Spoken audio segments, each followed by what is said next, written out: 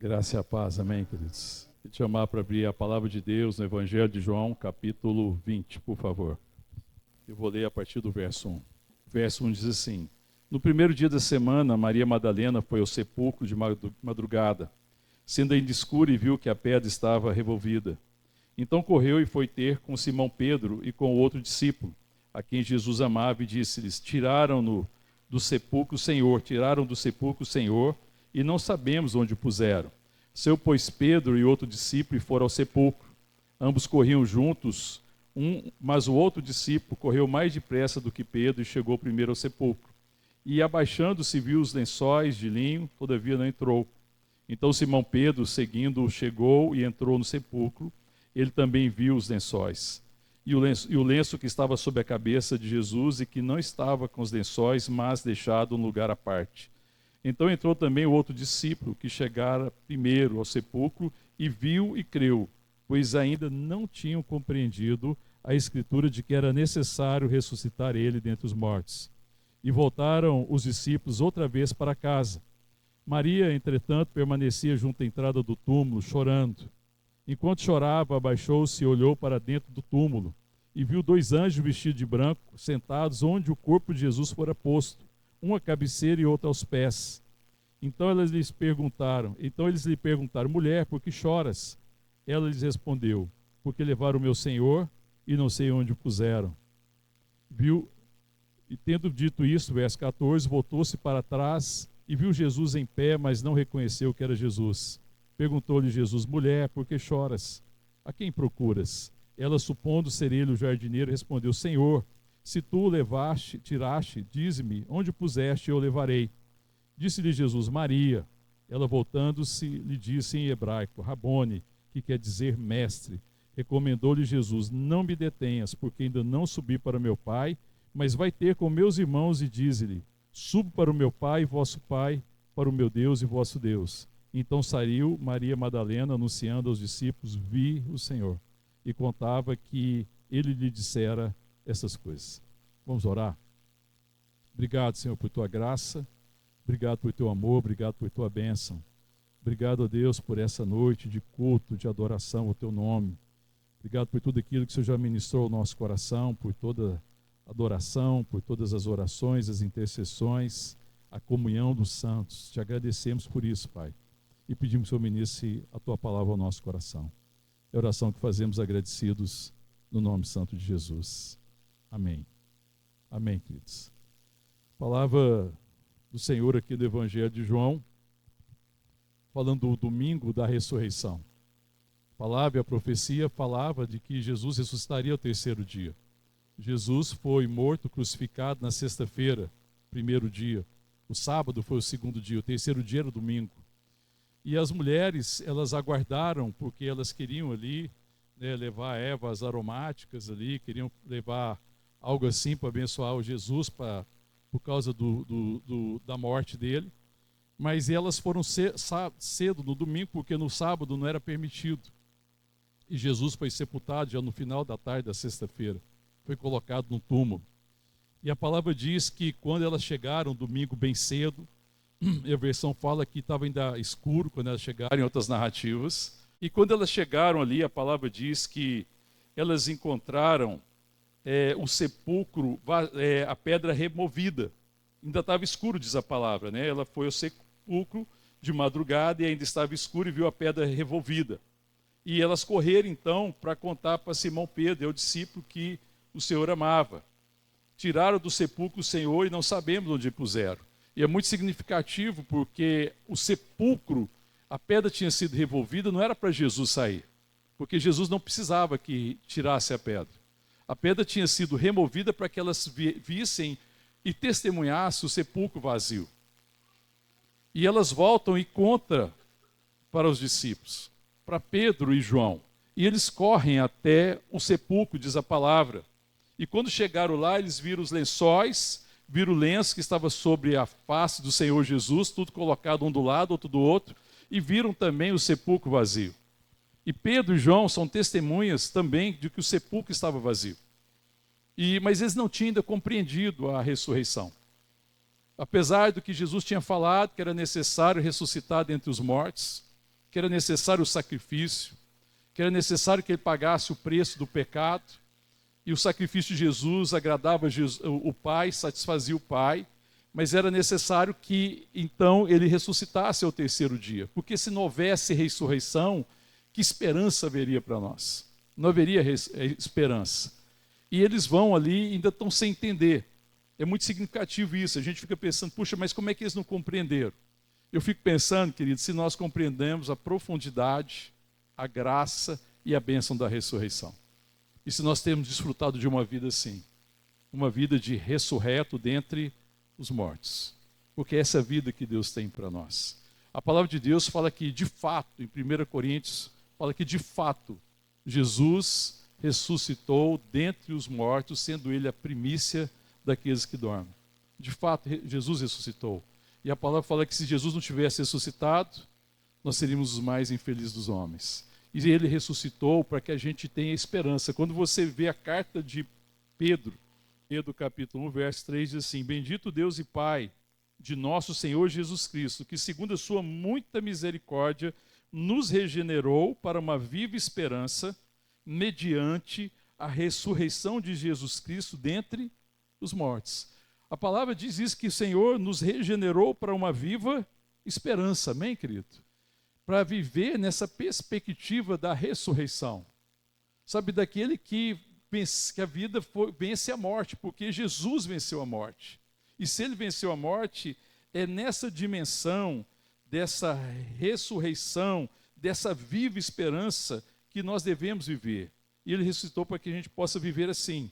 Mas havia uma dificuldade de compreender o que Jesus estava falando.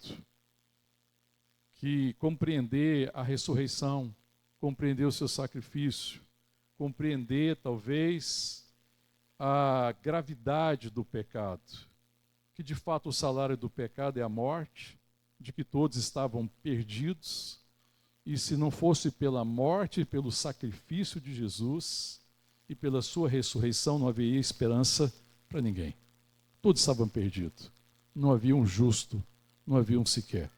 Eles não tinham compreendido a profundidade, a gravidade do pecado, mas também não tinham compreendido a graça e a misericórdia de Deus em enviar seu Filho Jesus Cristo como oferta pelo pecado, para que ele fosse a nossa Páscoa, porque Páscoa significa vida que vence a morte.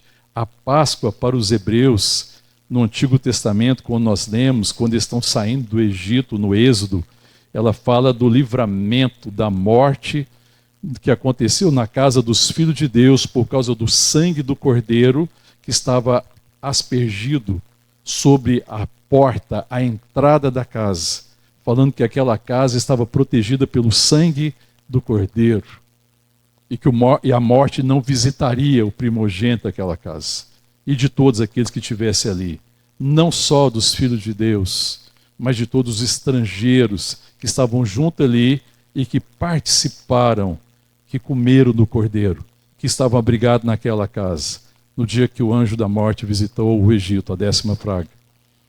A Páscoa significa isso, significa passar por cima, significa saltar. E celebrar a Páscoa é celebrar essa graça de Deus em que a morte passou por nós. Eis que agora nós vivemos. Nós estávamos mortos e eis que vivemos. Jesus é a nossa esperança, Jesus é a nossa ressurreição, Ele é a nossa justificação, Ele é a nossa vida, Ele é a nossa Páscoa. Ele é o Cordeiro Pascal. Era isso que significava.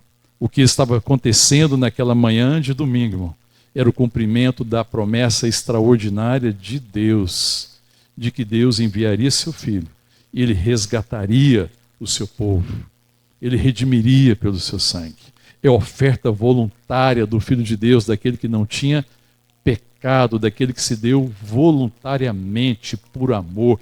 Ele é o Filho do amor de Deus, para nos resgatar do império das trevas. Amém, querido? E nos transportar para o reino do Filho do seu amor, no qual nós temos a redenção. Jesus é a Páscoa. Amém, querido? A Páscoa não seria apenas uma lembrança do livramento da morte, quando Deus tirou do cativeiro o seu povo e levou para a terra prometida, mas a Páscoa seria a celebração da vida. A Páscoa seria viver em Deus, porque a Páscoa é participar da vida de Deus. A história das nossas vidas seria de fato uma história muito triste, porque por mais que a gente pudesse ter uma vida significativa, dentro de alguma medida, se era possível ter uma vida que valesse a pena, essa vida teria fim, a morte colocaria um fim, não haveria esperança. Então, por mais se tivesse algum sentido para a época, por mais que a gente caminhasse, fizesse e realizasse, a nossa história seria uma história de destruição. A nossa vida seria um erro. Mas graças a Deus, porque por Jesus Cristo a nossa vida não é um erro. Eu acho tão extraordinário que, para revelar-se como ressurreto entre os mortos, Jesus aparece primeiro a Maria Madalena. Porque se alguém poderia ter uma vida que parecia ser um erro, essa era a vida de Maria Madalena. Porque talvez alguém pudesse pensar, poxa, olhando aí pela média das vidas, minha vida é até bem razoável. Quem sabe eu mereço algo por ter uma vida acima da média. Mas não existia ninguém nessa condição. E é significativo que Maria Madalena é a primeira que tem a revelação, que encontra o Cristo ressurreto. Ela é a testemunha de um túmulo vazio, mas ela é a testemunha de quem encontrou Jesus. A palavra continua dizendo, se nós continuarmos lendo no verso 11, Maria, entretanto, permanecia junto à entrada do túmulo, chorando. Enquanto chorava, abaixou-se e olhou para dentro do túmulo e viu 2 anjos vestidos de branco, sentados onde o corpo de Jesus fora posto, um à cabeceira e outro aos pés. Então eles lhe perguntaram, mulher, por que choras? E ela respondeu, porque levaram o meu Senhor e não sei onde puseram. Veja o tamanho da dificuldade, querido. Como a gente às vezes tem essa dificuldade. Ela viu o túmulo vazio, mas ela ainda tinha dificuldade de entender que Jesus estava ressurreto. Ela está achando que tiraram o corpo de Jesus e carregaram para outro lugar. Maria está atrás de um corpo. Maria não está atrás do Senhor ressurreto. A grande surpresa de Maria é que ela vai encontrar o Senhor. Ela procura um corpo para ela prestar suas últimas homenagens, para demonstrar o seu amor, para demonstrar a sua gratidão. Eu acho isso extraordinário, irmão. Apesar de Maria não ter compreendido também, junto com os discípulos, a ressurreição, Maria era muito grata já pelo que Deus tinha feito com ela, porque o Senhor tinha considerado Maria, porque o Senhor tinha visto Maria, porque Jesus enxergou Maria. Ainda que a sociedade não a enxergasse, ainda que Maria vivesse à margem da sociedade, o Senhor contempla ela. E isso trouxe a ela graça. Ela já era grata. Sabe que lhe deu uma marca da ressurreição? É gratidão. Gratidão. Quando a gente perde a perspectiva da ressurreição, nosso coração deixa de ser grato. Maria já demonstrava gratidão pelo amor, pelo carinho, pelo cuidado do Senhor com ela. Mas ela ia ser mais grata ainda, porque ela ia se deparar com o Cristo ressurreto. Ela espera um corpo. Ela deseja demonstrar o seu carinho. Ela quer prestar suas últimas homenagens. Mas a graça de Deus é maior. Amém, queridos? A palavra diz que, no verso 14... Tendo dito isso, voltou-se para trás, viu Jesus em pé, mas não reconheceu que era Jesus. Perguntou-lhe Jesus, mulher, por que choras? A quem procuras? Ela, supondo ser ele o jardineiro, respondeu, Senhor, se tu o tiraste, dize-me onde puseste e eu o levarei. E é incrível porque Maria é alguém que continua insistindo, porque não caberia no coração de Maria não prestar homenagem àquele que tinha amado ela de uma forma tão singular. Nós lembramos de Maria, irmã de Marta, que também quebrou o vaso de alabastro e derramou sobre o corpo de Jesus, numa demonstração de um amor, de uma gratidão por causa da graça de Deus. E a história de Maria tinha que ser contada por causa da extravagância da gratidão, por causa de um amor extravagante. Porque o amor dela era um amor que se assemelhava o amor do seu Senhor. Ela demonstrou da forma mais extravagante. Ressurreição, irmão, é viver assim. A ressurreição me chama, a mim e a você, a amar de forma extravagante. Amar como o Senhor nos amou. Amar sem fim, sem limites, sem medidas. Amém, querida? Essa é a graça de Deus, porque esse é o DNA de Deus. E se nós somos filhos de Deus, então é parte do nosso DNA amar como o Senhor ama. Por que a gente às vezes é tão comedido em amar? Por que a gente às vezes retém? Por que a gente às vezes não permite que o Senhor alargue o nosso coração? Para que a gente possa amar de forma extravagante e assim testemunhar a redenção, a salvação e a ressurreição, revelando um coração ressurreto, porque um coração ressurreto é um coração que ama intensamente. Amém? A palavra de Deus continua dizendo que depois que ela pergunta onde tinha colocado, ela continua procurando o corpo, não reconhece Jesus, e aí o Senhor olha para ela e fala, Maria. Chamou ela pelo nome. E a palavra de Deus diz que o Senhor nos chama pelo nome. Amém, querido? Que o Senhor nos chama pelo nome. O Senhor conhece o nosso nome.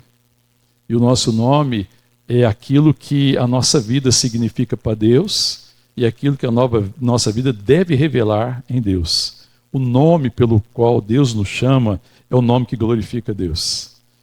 E ele fala Maria. E quando ele chama Maria, e chama ela pelo nome, e ela a ouve a doce voz do Salvador, ela reconhece que ele é Jesus. E a palavra diz que ela fala em hebraico Rabone, que significa mestre. Ela reconhece. E aí o Senhor recomenda ela, porque Maria queria expressar a sua gratidão. Maria queria se entregar aos pés de Jesus. Aí o Senhor falou assim, Maria, não me detenhas. Não me detenhas, Maria. Eu ainda não subi para o meu Pai. E fala para Maria segurar um pouco. Irmão, quem dera que Deus estivesse dizendo para nós, Igreja Vida, peraí, vocês estão muito extravagantes. Segura aí um pouco, espera um pouco, não me detenha. Sabe, a gente perdeu talvez essa graça de deter o Senhor. Em adoração, em louvor, em oração. Essa graça de deter o Senhor. Sabe que de estar diante dele, da majestade de Deus, e de ser tomado dessa majestade e de desejar não sair mais dessa presença. O Senhor sabia que se dependesse de Maria, Maria ia deter ele mesmo, porque Maria precisava expressar o seu amor, a sua gratidão, ou senão o coração de Maria ia explodir. Isso nos chama a viver assim. Amém, queridos?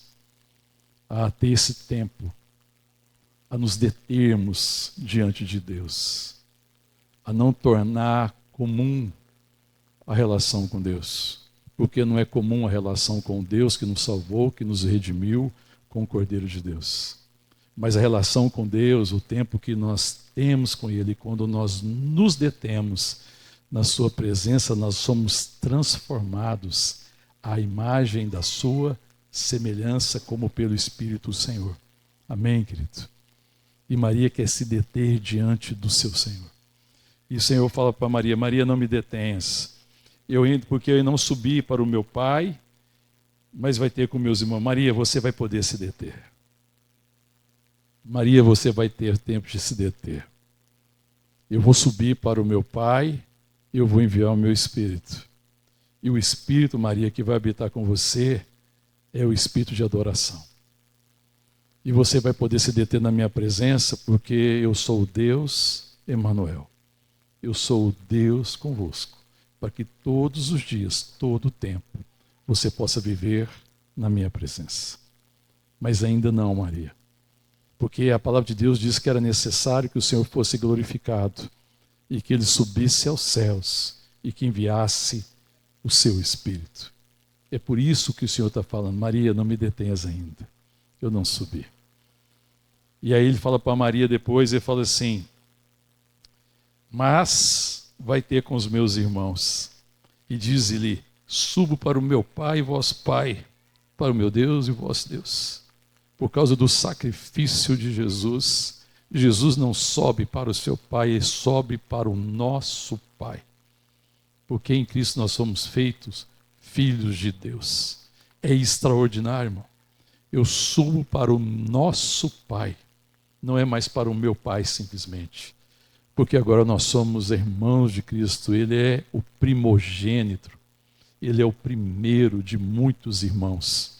Amém? Nós somos família de Deus. E Ele fala assim: para o vosso Pai e para o meu Deus e vosso Deus. Ele é o nosso Deus, mas acima de tudo Ele é o nosso Pai. Amém, querido? Ressurreição é ter Deus por Pai. Ressurreição é ser filho de Deus. E se nós somos filhos de Deus, nós podemos descansar na provisão dEle, no cuidado dEle, na direção dEle. Se nós somos filhos de Deus, nós somos um povo que precisa ser apenas orientado por Ele, para que a gente possa viver aquilo que Ele tem para nós e para que a nossa vida exalte o nome de Deus. É o meu Pai e o vosso Pai, o meu Deus e o vosso Deus. Verso 18: então saiu Maria Madalena anunciando aos discípulos, viu o Senhor, e contava que ele lhe dissera essas coisas. Viu o Senhor. O anúncio de Maria. Viu o Senhor. Precisa ser o nosso anúncio. Viu o Senhor. É o que eu preciso comunicar para a minha casa, é o que eu preciso transmitir para essa geração. Essa geração precisa conhecer que nós vimos o Senhor, amém, querido? Essa geração tem que conhecer que nós somos testemunhas da ressurreição. Nós não vimos o túmulo vazio. Não, nós não vimos, mas nós recebemos vida. Nós estávamos mortos e ressuscitamos. Nós estávamos cegos e agora nós vemos. Nós estávamos perdidos e nós fomos achados. Nós vimos o Senhor.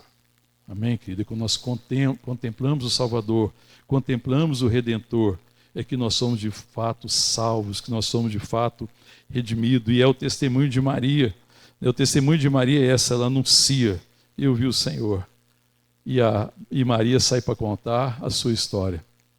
Porque a história agora de Maria não era mais a história somente de Maria, porque a história que ele ia contar é a história da redenção. Porque não existe muitas histórias eternamente, existe apenas uma história. A história da redenção, do Deus de amor, que enviou seu Filho em resgate da sua família, da sua propriedade, que nos chamou das trevas para a sua maravilhosa luz. E nos faz ser parte da história. Toda vez que eu e você contamos a história da nossa redenção, daquilo que Deus fez, nós estamos contando a mesma história. Muitos personagens, muitos capítulos, cada um vive a história às vezes de uma forma, cada um tem uma realidade, mas é uma só história, porque é a história graciosa de Deus, que enviou o seu Filho, o Deus Emanuel, o Deus que visitou o mundo, o Deus que se fez carne, o Deus que habitou entre nós, o Deus que morreu por causa dos nossos pecados, o Deus que ressuscitou ao terceiro dia, o Deus que ascendeu aos céus e o Deus que enviou de lá o seu Espírito Santo, para que a gente fosse de fato família de Deus, povo de Deus, e fosse um povo guiado pela vida. Ele nos ressuscitou para uma viva esperança. Fomos regenerados por sua misericórdia para uma viva esperança, para que a nossa vida seja de fato a história da graça de Deus, a história da vida eterna, de tal forma que nós somos um povo que vive a Páscoa todos os dias, porque nós celebramos a vida, amém, querido? Nós não cogitamos mais da morte, a gente não fala mais da morte. Se alguém contar a minha história, ele não vai contar a história da minha morte, mas ele vai ter que contar a história da minha vida. Porque ainda que eu morra, eis que eu vivo. Porque aquele que crê em Jesus não morre eternamente. Porque Ele é a ressurreição e a vida. E a minha oração é que toda vez que alguém contar a nossa história, conte uma história de vida. Amém, querido? Que a minha vida e a sua vida seja essa vida que exalta o nome de Deus. Que seja uma vida que vale a pena ser vivida todos os dias. Porque se Jesus ressuscitou dentre os mortos, irmão, então a nossa vida não pode ser um erro. Ainda que eu e você lidemos com dificuldades e problemas e adversidades, a nossa vida não é um erro. O Senhor não nos garantiu que a vida aqui seria fácil. Ele não nos garantiu que a gente não teria dificuldades e adversidades, mas a minha vida e a sua vida jamais vai ser um erro, porque a nossa vida é a vida de Deus, porque nós nascemos dele, da água do Espírito, e nós voltaremos para ele. Então jamais permita esse pensamento no teu coração, que hoje morra esse pensamento, que talvez a sua vida seja um erro, porque se nós estamos em Jesus, a nossa vida não é um erro, amém, querido? A nossa vida é a vida de Deus. E todas as nossas lutas e dificuldades serão para a glória de Deus. A palavra de Deus fala que todas as coisas cooperam para o bem daqueles que amam a Deus, que são chamados segundo o seu propósito. Amém, querido? Então que a gente se lembre disso, que você se lembre disso, que você nunca se entregue ao erro, acreditando que o fim da sua vida pode ser um erro. A gente não pode mudar o nosso passado. Eu não consigo mudar o meu passado, eu não consigo mudar os meus erros, eu não consigo mudar o que as pessoas erraram comigo, mas a minha vida não precisa ser marcada pelo passado e pelo erro, porque a minha vida é a vida de alguém que ressuscitou dentre os mortos. A minha vida não é um erro, Deus não errou. Deus nos redimiu. Apesar do pecado e de toda a dificuldade do mundo, apesar da queda, a graça é maior. A palavra de Deus em Romanos, no capítulo 6, fala que onde abundou o pecado, superabundou a graça. Isso é Páscoa. Páscoa é graça que superabunda onde existe o pecado. Graça é perdão. Graça é misericórdia. Graça é sentar na mesa de Deus e participar daquilo que Ele tem colocado, que Ele tem provido e poder repartir. A mesa de Deus é abençoadora. Nós cantamos um cântico aqui que fala que a mesa de Deus cura, que a mesa de Deus sara. Quando o Senhor Jesus, antes de morrer, no dia da Páscoa, Ele estabelece ali a ceia do Senhor. E Ele fala, olha, tomai e reparti entre vós. E fala, isso é meu corpo que é dado em favor de todos vocês, é o sacrifício. Tomai e bebei do cálice, esse é o cálice, o sangue da nova aliança no meu sangue. Uma aliança eterna, amém, querido? Uma aliança de vida, para que eu e você possa viver a história da redenção. Então não aceite para você outra história. Se você é ressurreto entre os mortos, viva a história eterna.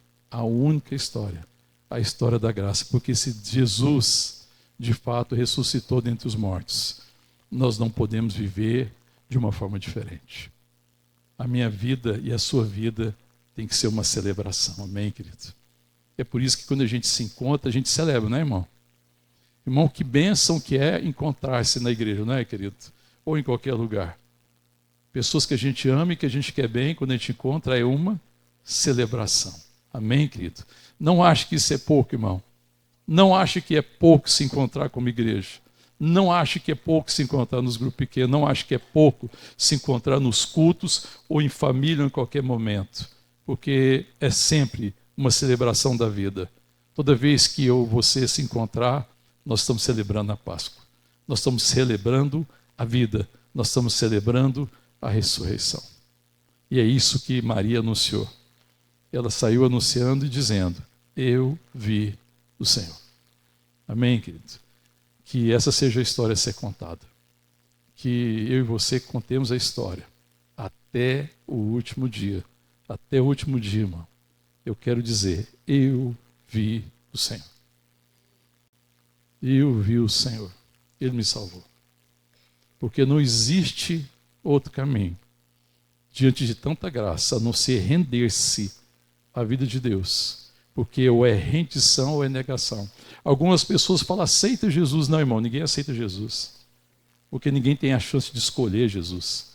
Foi Ele que nos escolheu. Redenção é render-se à vida, porque eu estava morto. E um morto não tem escolha.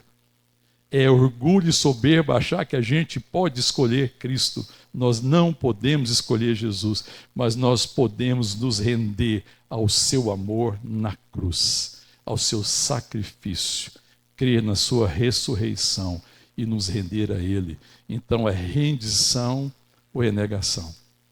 Que no final as pessoas possam dizer de mim e de você que nós nos rendemos à vida. Que a nossa vida foi uma celebração e que a nossa vida foi, de fato, Páscoa, porque foi uma vida no Cordeiro de Deus, que tira o pecado do mundo. O nosso desejo é continuar celebrando a Páscoa sempre. Hoje, especialmente, com o musical de Páscoa, que as crianças nos deram a graça, né, das suas ministrações, e como é gracioso. Eu fiquei olhando e falando, oh Deus, que a nossa vida ministra a elas. Que a minha vida e que a sua vida ministre a essas crianças. Que elas foram chamadas para participar da única história, da história da redenção. Para que elas não pensem que elas podem escolher. Porque na verdade ninguém tem escolha. Mas que elas se rendam ao Senhor. Amém, querido? E que aí assim a Páscoa continue após nós. Porque quando a nossa descendência, seja biológica ou espiritual, aqueles que continuam no Senhor, então a Páscoa continua sendo contada de geração em geração. Eu quero com a minha vida contar a história da redenção. Mas eu espero que as próximas gerações contem também. Que Deus nos dê graça de ministrar aos corações, aos pequeninos, para que eles continuem contando a história, para que a geração dessas crianças não se perca. E eu tenho esperança nessa geração porque eu vejo homens e mulheres que vão ser profetas e que vão falar da parte do Senhor, que vão poder também ensinar as próximas gerações. Amém? Para que todos celebrem a Páscoa até que Ele venha, em nome de Jesus. Amém? Antes de orar, nós vamos louvar. Depois nós vamos estar orando juntos. Amém? Vamos louvar.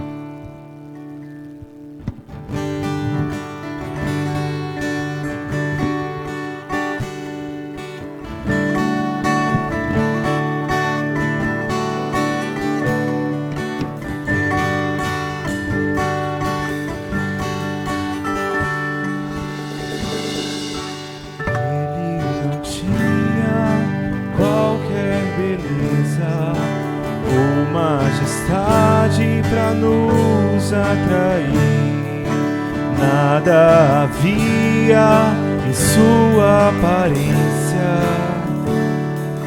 para o desejar,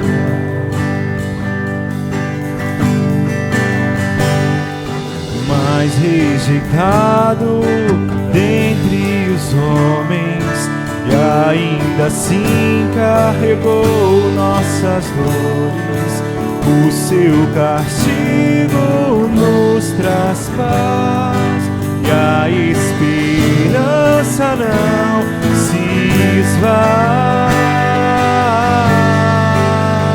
A oferta pela culpa Ele ofereceu, para satisfazer o Criador.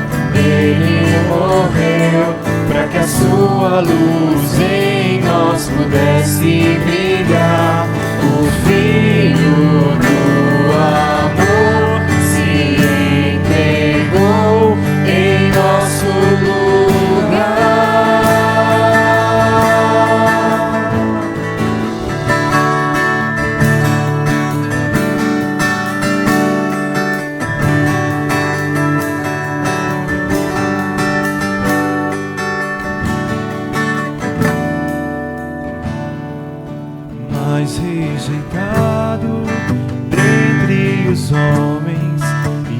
ainda assim carregou nossas dores. O seu castigo nos traz paz, e a esperança não se esvai.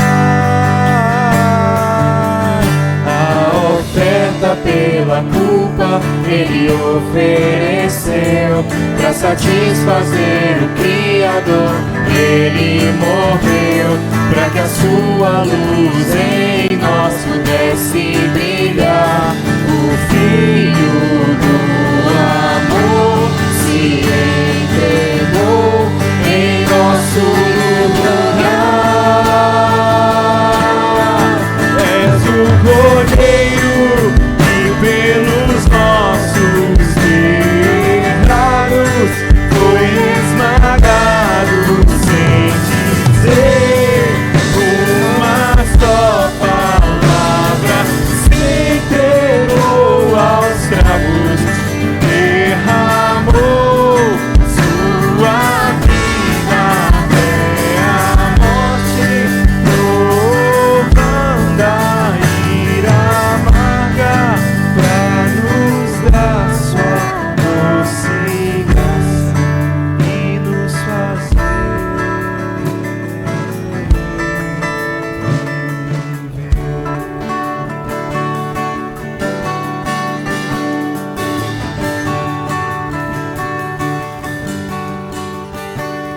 Amém. Vamos orar? Mas eu queria que nós orássemos uns com os outros primeiro, em nome de Jesus. Amém. Se ressurreição é vida que vence a morte, nós podemos sempre abençoar nossos irmãos. Amém. Nós podemos sempre ministrar na vida um dos outros, ministrar a vida. Nós somos ministros de vida, e a nossa ministração é vida. Amém, querido? Que você possa abraçar quem está perto de você. Amém. E nós vamos orar daqui a pouco todos, mas vamos orar uns com os outros e vamos ministrar essa vida. Eu não sei, talvez qual seja a morte que possa estar visitando alguns corações, mas nós podemos ministrar a vida nessa noite, em nome de Jesus, para que toda morte se vá e permaneça a vida de Deus. Vamos orar? Amém. Pode orar. Ele não tinha qualquer beleza ou majestade para nos atrair. Nada havia em sua aparência para o desejar, mas rejeitado dentre os homens, e ainda assim carregou nossas dores. Seu castigo nos traz paz, e a esperança não se esvai. A oferta pela culpa Ele ofereceu, para satisfazer o Criador. Ele morreu, para que a sua luz em nós pudesse brilhar. O Filho do amor se entregou em nosso lugar.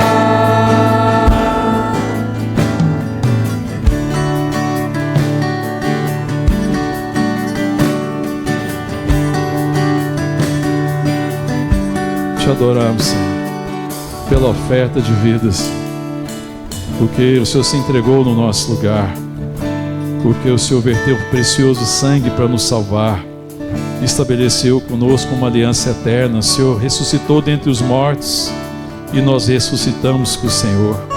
Nós estávamos mortos e eis que agora nós vivemos, e vivemos no Senhor, e vivemos para o Senhor.